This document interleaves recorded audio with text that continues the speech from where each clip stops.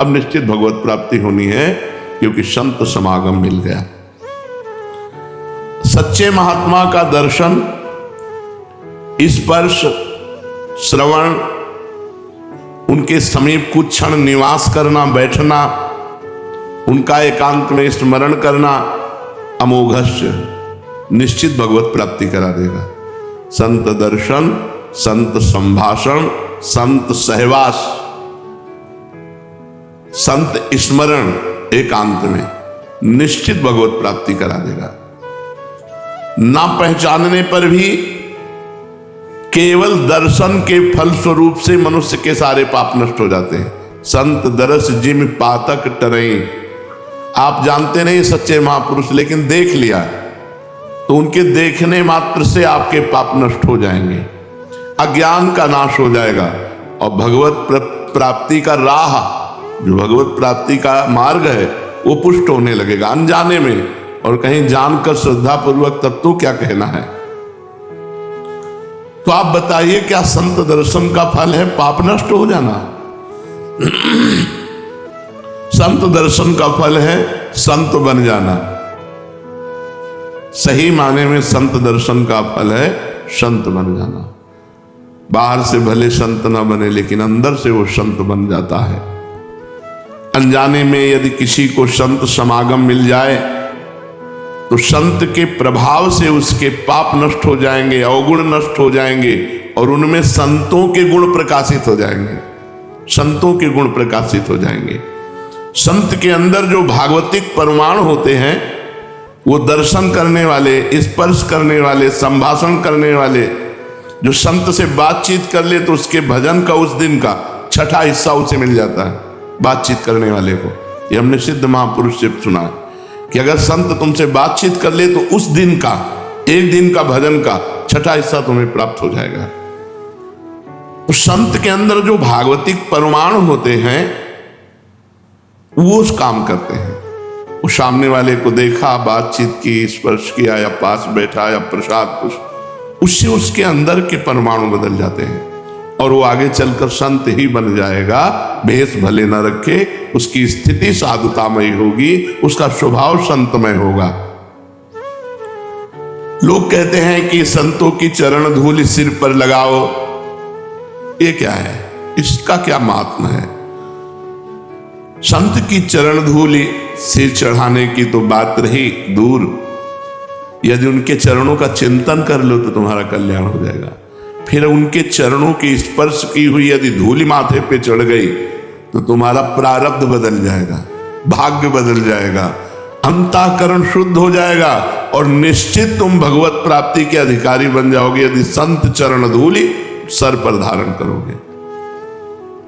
रघुगण को यही उपदेश किया जड़ भरत जी ने कि न तपस्या से, न वेदाध्ययन से, न यज्ञों से, न सूर्य चंद्र की उपासना से, न गृहस्थ धर्म के पालन से, ये जो मैं उपदेश कर रहा हूं ये केवल महापुरुषों की चरण धूलि से जागृत होता। रघुगणे तत्तपसा न यात न चेजया न निरूपणाद गृहाद्वा न छंदसा नैव जलाग्न सूर्यो बिना महात्पाद रजोभिषेकम। संत चरण धूलि अंतःकरण को शुद्ध करके भगवत साक्षात्कार करा देती है। और फिर श्री जी की चरण धूलि, जो रज शिव सनकादि की याचत सो रज शीश चढ़ाओ, इसीलिए कहते हैं वृंदावन की रज माथे पे लगाओ, पूरे शरीर पे अभिषेक करो, लोटो इस रज में, तुम्हारे भाग्य बदल जाएंगे, तुम्हारा मंगल हो जाएगा। संतों की वाणी की बड़ी महिमा है, इसका क्या प्रभाव है? संत वाणी सीधा परिवर्तन करती है, सीधा सुना और परिवर्तन होने लगा। देखा बाद में, मिले बाद में, वर्षों पहले गलत आदतें छूट गई, गंदी बातें छूट गई, आप में अच्छी बातें आ गई, बाद में संत से मिले।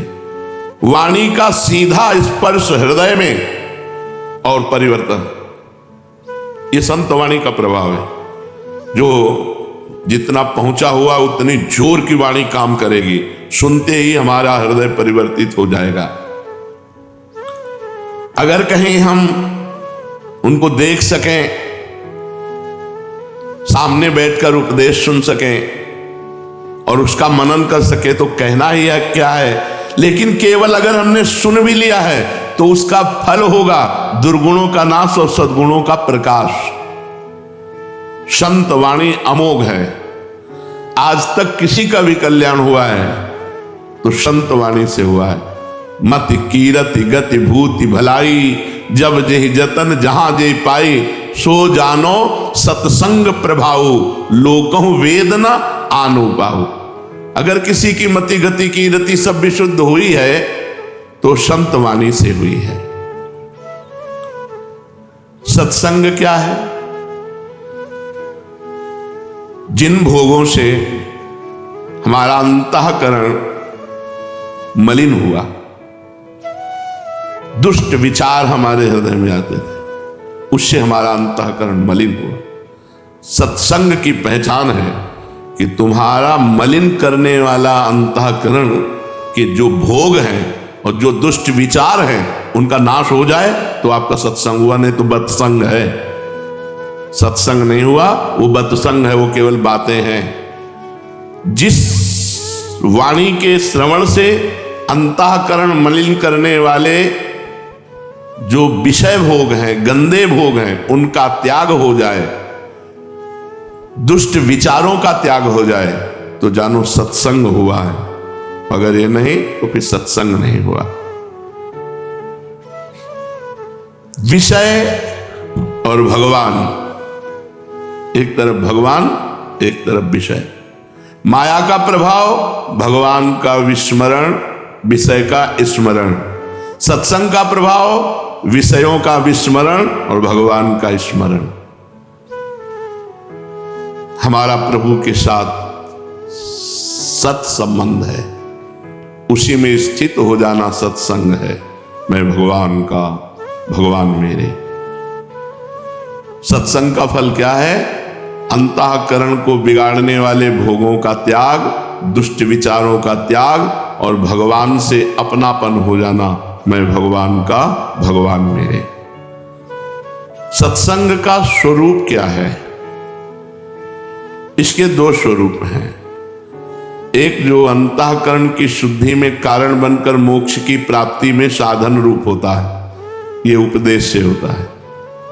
एक सत्संग हुआ, उपदेश दे दिया, अब उसको अपने आचरण में उतारो और उतार कर भगवत प्राप्ति करो।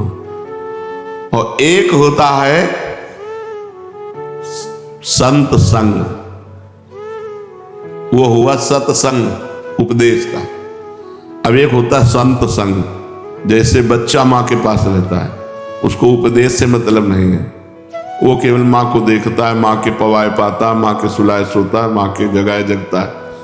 माँ की तरह किसी संत के भरोसे आश्रय में जो पल रहे हैं, इनको किसी साधन पक्ष को लेकर के मोक्ष पदवी नहीं है, ये संग के प्रभाव से वहां पहुंच जाएंगे। दो प्रकार का सत्संग, एक वाणी के द्वारा उपदेश दे करके अंतःकरण को शुद्ध बनाकर मोक्ष पदवी प्रदान करना, और एक समीपता, आठों पहर वो संत की आज्ञा में उनके समीप, उनके बच्चे की तरह, उनको साधना से कोई मतलब नहीं, उनको जो आज्ञा हुई बस वही कर रहे हैं, उनके समीप हैं। ये साधन पक्ष के नहीं, ये शरणागत पक्ष के हैं। ये स्वाभाविक भगवत प्राप्ति हो जाएगी। जैसे पिता की संपत्ति पर पुत्र का अधिकार, ऐसे स्वाभाविक हो जाता है। दूसरे की विशेष महिमा है, इनमें पहले की अपेक्षा दूसरे की विशेष महिमा है। उपदेश सुनकर उसके अनुसार चलकर मोक्ष पदवी प्राप्त करना और अपने को सर्वतोभावेन किसी संत के हाथ बेच देना, अधीन हो जाना। तो कह रहे पहले की अपेक्षा दूसरा विशेष है, किसी संत के अधीन हो जाना, ये बहुत बड़ी बात है। सत्संग अगर ना मिले तो क्या करें? बड़े सौभाग्यशाली हैं जिनको सत्संग मिलता है। सुतदारा धन लक्ष्मी पापियों के घर होए, संत समागम हरि कथा तुलसी दुर्लभ। ये साधारण बात नहीं जो बैठ करके आप भगवत चर्चा सुनते हैं। ये बड़े अहोभाग्य, भगवान की बड़ी कृपा की रोज हमें भगवत चर्चा कथन श्रवण का सौभाग्य मिलता है। यदि सत्संग ना मिले तो क्या करें? बड़ा संभव समस्या आ गई। भगवान नाम के बिना जीवन अधूरा है, भजन ही है। और भजन न होई संग बिनु, भजन बिना नहीं प्रेम, भजन बिना प्रेम नहीं, और साधु संग के बिना भजन नहीं। तो ग्रंथों का आश्रय ले। दूसरा उपाय है, जैसे हम भागवत पढ़ रहे तो व्यास देव जी, सुखदेव जी इनका संग कर रहे। हम गीता जी पढ़ रहे तो भगवान का संग कर रहे हैं। हम कोई वाणी पढ़ रहे हैं संत की तो उन संत का संग कर रहे हैं, ग्रंथों का सहारा लें। वैसे तो प्रगट बात है, लेकिन जिनको प्रगट में संत संग ना मिले तो फिर ग्रंथों का सहारा लें। खूब ध्यान पूर्वक ग्रंथों को पढ़ें, उसके अनुसार चलें। अगर कोई ग्रंथ के उपदेश से या संत के उपदेश से नाम का ही जप करने लगे और नाम का ही ध्यान करने लगे, फिर आगे चलकर उसको किसी की जरूरत नहीं। वो नाम ही उसको सही रास्ता बताता जाएगा, नाम ही उसके गलत आचरण मिटाता जाएगा, और नाम ही भगवत प्राप्ति करा देगा। नाम में रुचि होने तक जरूरी है शास्त्र और संत। जिसकी नाम में रुचि का मतलब होता है जी नहीं सकता बिना नाम के, अब उसके लिए कोई जरूरत नहीं, कोई मिले या ना मिले, क्योंकि जो संत संग का फल है वो उसे मिल गया। सब साधन कर यह फल सुंदर, प्रभुपद पंकज प्रीति निरंतर। निरंतर भगवान में स्थिति है चिंतन के द्वारा, तो अब वो खुद महापुरुष हो गया है। अब उसे किसी मार्गदर्शक की आवश्यकता नहीं, क्योंकि नाम भगवान विराजमान है उसके हृदय में। कुसंग क्या है? जिस व्यक्ति के संग से नाम छूट जाए, बुरे आचरण अच्छे लगने लगे, बुरे आचरणों में प्रवृत्ति होने लगे, भगवान का भजन छूट जाए, वो व्यक्ति, वो वातावरण, वो परिस्थिति, वो वस्तु, वो विचार, इन सबको त्याग दे। जिस व्यक्ति वातावरण, परिस्थिति, वस्तु, विचार के संग से भगवान का चिंतन छूट जाए, बुराई अच्छी लगने लगे, उसी का नाम कुसंग है। जाके संग कुमति मति उपजय, करत भजन में भंग, तजोरे मन हरि विमुखन को संग। दो बातें बताई, कुमति मति उपजय बुरे भाव, और भजन का भंग हो जाना। जो अभंग भजन चाहिए निरंतर, वो रुक जाना। भजन छूट गया और गंदे विचार आ गए, किसी वस्तु के खाने से या किसी वातावरण से या किसी व्यक्ति से या किसी परिस्थिति से, वो सब कुसंग है। वो व्यक्ति, वस्तु, परिस्थिति, विचार, वो सब कुसंग है जिसके संग से भजन छूट जाए और भोग अच्छे लगने लगे। भगवान की ओर से चित्त वृत्ति हटे, जिसके संग से भोग विषयों में रुचि बढ़े, जिसके संग से, वो कुसंग है। यही पहचान है कुसंग की। पहचान है भोगों में रुचि बढ़े और भगवान से चित्त वृत्ति हटे, कुसंग हो गया। चाहे वो वस्तु का हो, चाहे व्यक्ति का हो, चाहे पदार्थ का हो, चाहे परिस्थिति का हो। बहुत सावधान रहना। हमें वो खाना नहीं, वहां जाना नहीं, वो देखना नहीं, उससे बोलना नहीं, उससे संबंध नहीं रखना जिससे भजन छूट जाए। जाके प्रिय न राम वैदेही, तजिए ताहि कोटि बैरीशम, यद्यप परम स्नेही। चाहे वो हमारा कितना प्रिय रिश्तेदार क्यों न हो। तो कुसंग का प्रभाव क्या है? मनुष्य को उन्नति के मार्ग से पतन के मार्ग में पहुंचा देना। संग के अनुसार मन बनता है और मन से आचरण होते हैं। तो जब कुसंग होता है तो मन गंदा हो जाता है, फिर मन गंदे विचार प्रकट करता है, फिर गंदे आचरण बनते हैं, दुर्गति हो जाती है। कुसंग का सीधा फल है दुर्गति। इसलिए मनुष्य को कभी नीच का संग नहीं करना चाहिए। नीच माने पतन मार्ग वाले। जो पतित गंदी बातें करे, प्रपंच की बातें करे, भोग की बातें करे, भगवान से विमुख होने की बात करे, वो चाहे कोई भी हो, दूर से ही उसका संग त्याग कर देना चाहिए। साधु और असाधु में अंतर क्या है?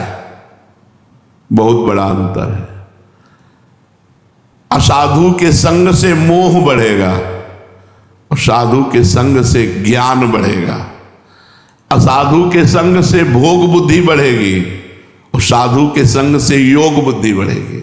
भगवान में योग, महात्माओं का समागम भगवान से मिलाता है, और जो असाधु है, दुरात्मा है, ये नरक पहुंचाते हैं। क्योंकि नरक के 3 द्वार है, काम, क्रोध और लोभ। कामा, क्रोधा तथा लोभा तस्मादेत त्रयम त्यजेत। भगवान ने कहा 3 नरक के द्वार है। अगर इनमें से काम, क्रोध, लोभ कोई एक भी है तो हमें नरक पहुंचा देगा। तो वैसे तो हमारे अंदर है ही, अगर कुसंग हो गया तो और बढ़ जाएगा। त्रिविधम नरकस्येदम द्वारम नाशन मात्मना कामः क्रोधा तथा लोभा तस्मादेत त्रयम त्यजेत। ये आत्मा का नाश करने वाले 3 भाव हैं, काम, क्रोध, लोभ। और ये नीच पुरुषों के संग से, दुष्संग से इनकी वृद्धि होती है और ये क्रियात्मक होते हैं और हमें नरकगामी होना पड़ता है। सत्संग की जीवन में कितनी आवश्यकता है?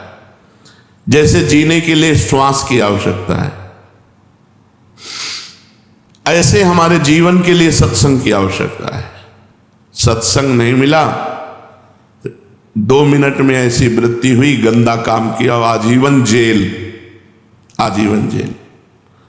बस 2 मिनट संभालना था बुद्धि को, नहीं संभाल पाए और ऐसा कृत्य हो गया, ऐसे आचरण हो गए कि थू थू और संसार में चले गए। ऐसा क्यों हुआ? क्योंकि सत्संग से रहित बुद्धि है।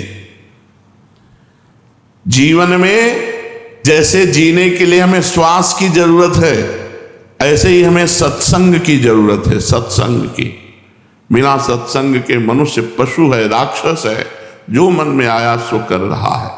जिसके जीवन में सत्संग नहीं है उसका जीवन अधूरा जीवन है। जैसे हम श्वास के बिना जीवित नहीं रह सकते, ऐसे हम सत्संग के बिना परम पवित्र जीवन नहीं धारण कर सकते। चाहे वो जितनी अवस्था हो जाए, हमारी दुर्वासनाएं सत्संग से ही नष्ट होती हैं। संतों का मिलना या उनके पास जाना, ये प्रारब्ध भाग्य की बात है या कृपा की? हमारे भाग्य बड़े थे तो हमें संत मिले, या भगवान की कृपा हो गई? संसार में आना जाना, मिलना बिछुड़ना, ये सब प्रारब्ध के अनुसार होता है, भाग्य के अनुसार। लेकिन भगवान के प्रेमी संतों का मिलन केवल भगवान की कृपा से होता है, भाग्य से नहीं होता। बिनु हरि कृपा मिले नहीं संता, केवल भगवान की कृपा से होता है। भगवान जिसे अपनाना चाहते हैं उसे संत समागम देते हैं। मतलब भगवान ने हमें स्वीकार कर लिया, हमें सत्संग मिलता है, ये प्रमाण है। भगवान जिसे अपनाना चाहते हैं उसे कृपा करके संत समागम देते हैं, और जिसे भटकाना चाहते हैं उसे कुसंग दे देते हैं। बड़ा दुर्भाग्य जिनको संत संग नहीं मिला, कुसंग में भटक रहे। ऐसे लाखों लोग हैं जो संत संग से सुधर गए, सुधर रहे हैं और सुधरेंगे।